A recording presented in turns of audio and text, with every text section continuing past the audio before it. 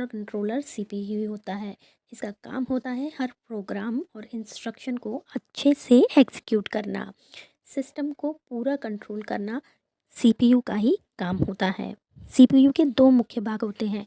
ALU यानी कि arithmetic logic unit, यहाँ सभी मैथमेटिकल और लॉजिकल गणनाएं यानी कि कैलकुलेशंस होती हैं। वहीं सीयू आने वाले सभी ट्रैफिक और प्रोसेसिंग और इंस्ट्रक्शन को निर्देशित करता है, यानी कि ये सीयू प्रोसेसिंग पर काम करता है, ना कि एरिथमेटिक कैलकुलेशन पर। सर्किट में ही आपको ये रजिस्टर्स दिखाई देंगे जो कि सेल जैसे होते हैं। सीपीयू के अंदर ये अस्थायी यानी कि टेम्परेरी हाई स्पीड स्टोरेज होते हैं। ये फंक्शन में डाटा और एक्टिव इंस्ट्रक्शन को होल्ड करते हैं। सिस्टम प्रोग्रामर्स के लिए इंस्ट्रक्शन एग्जीक्यूशन और रजिस्टर की नॉलेज होना मेन इम्पॉर्टेंट है। दोस्तों आईएसए यानी कि इंस्ट्रक्शन सेट ऑफ आर्किटेक्चर, ये वो स्ट्रक्चर है जहाँ सीपीयू कौन कौन से इंस्ट्रक्शन एग्जीक्यूट करता है, ये पूरा सेट होगा। Machine instructions, addressing mode, data type और रजिस्टर, यानी कि मशीन्स का जो भी स्ट्रक्चर रहेगा वो आईएसए के अंदर आएगा।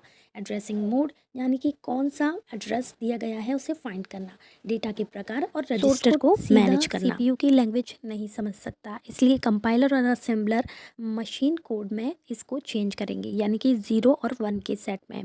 और ये काम करने में हेल्प करेगा आईएसए, यानी कि आईएसए के तय नियम के अनुसार इसको चेंज किया जाएगा। मशीन स्ट्रक्चर में अगला पार्ट है हमारा इनपुट और आउटपुट सिस्टम। ये स्ट्रक्चर इनपुट आउटपुट डिवाइस भी मशीन स्ट्रक्चर का मेन पार्ट है। इसलिए सिस्टम प्रोग्रामिंग के मुख्य टास्क हैं डिवाइस और ड्राइव्स बनाना, यानी कि डिवाइस की जो भी ड्राइव्स रहेंगी उनको अलग से मेंटेन करना, इंटरप्ट हैंडलिंग करना, यानी कि जो रुकावट आई है उसको भी मैनेज, और आउटपुट पोर्ट्स को मैनेज करना, यानी कि फिजिकली जो डिवाइस लगेंगे उन पोर्ट्स के लिए सिस्टम मैनेज करना। ये काम सारा आपका ऑपरेटिंग सिस्टम हार्डवेयर और सॉफ्टवेयर के बीच ब्रिज का काम करेगा।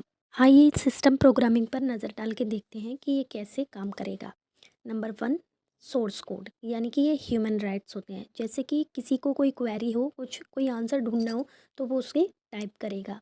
देन कंपाइलर और असेंबलर इसको ट्रांसलेट करेंगे। फिर उसके बाद मशीन कोड इसे 0 और 1 में, जिसे मशीन को आसानी से समझ आ सके। फिर उसके बाद सीपीयू एग्जीक्यूशन करेगा और प्रोसेसिंग करेगा, उसका रिजल्ट ढूंढ के लाएगा। उसके बाद फाइनल रिजल्ट मॉनिटर स्क्रीन पर डिस्प्ले। किसी भी सिस्टम प्रोग्रामर के लिए मशीन स्ट्रक्चर और सिस्टम प्रोग्रामिंग की फंडामेंटल नॉलेज होना बहुत ज़रूरी है। जैसे सीपीयू, मेमोरी, आईएसए और इनपुट आउटपुट का